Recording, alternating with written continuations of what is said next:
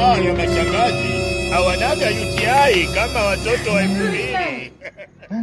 Huyu ni nani? Nikiwa mchungu wangu kweli.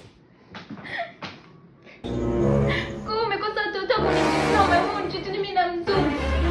Tena mshangazi, mtu mkubwa kabisa usimbibi. Asa mimi kwa hivyo ukakagua simu yangu. Nitapiga machozi nyie.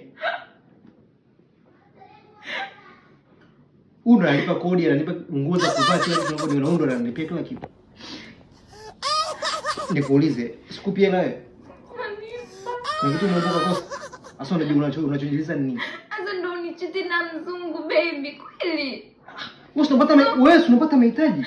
Ndo nilikubaliana kwa mimi ndo unanichiti na mzungu. Unajua mimi natoa wapi? Mimi mwenyewe mtu wa kazi. Sasa unalalamika nini? Tena nyamaza. Mlango ule pale kama unaweza kuondoka sawa? Sasa mimi naondoka je kati na kupenda ise. Sasa unanipenda pia kieleza nini? Sasa ndo njiti mimi na bibi tuna wa kizungu. Mimi lazima niumie, lazima mimi sitaumia.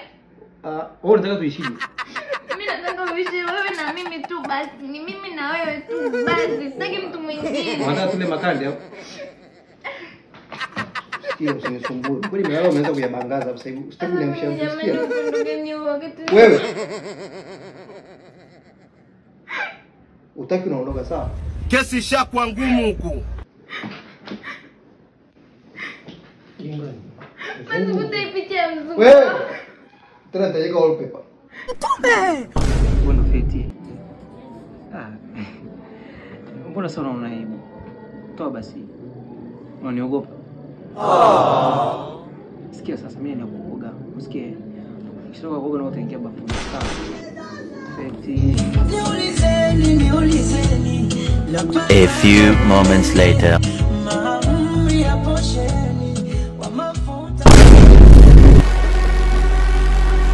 Sasa Feti.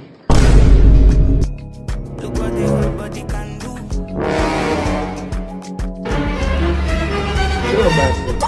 Au unaniaibu sasa hivi wewe? Kesi ishakuwa ngumu huku. Usiogope. Unaumwa nini?